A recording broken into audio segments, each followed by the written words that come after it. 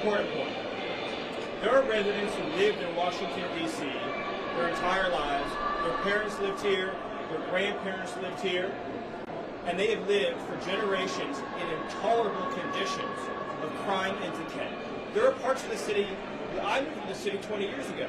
There are places where I've seen graffiti that has been untouched for 2 decades. There are homeless encampments that have made it impossible for families to use public parks and public recreation for as long as I've lived here. There are hundreds of residents of this city who are shot in street violence every single year, making it one of the most violent cities on planet Earth.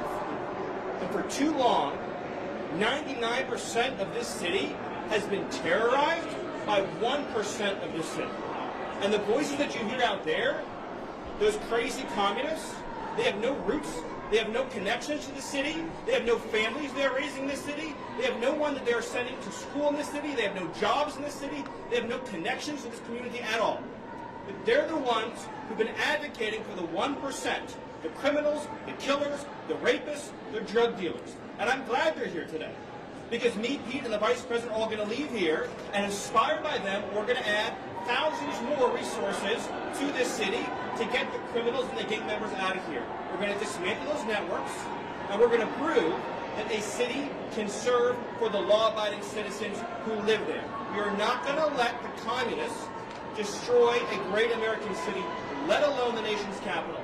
And let's just also address another thing. All these demonstrators that you've seen out here in recent days, all of these elderly white hippies, they're not part of the city and never have been.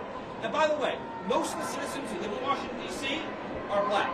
This is not a city that has had any safety for its black citizens for generations. And President Trump is the one who is fixing that with the support of the Metropolitan Police Department, the support of the National Guard, and our federal law enforcement officers. So we're going to ignore these stupid white hippies that all need to go home and take a nap because they're all over 90 years old, and we're going to get back to the business of protecting the American people and the citizens of Washington, D.C. This video is presented to you by Sweet Business, the everything business management and CRM system.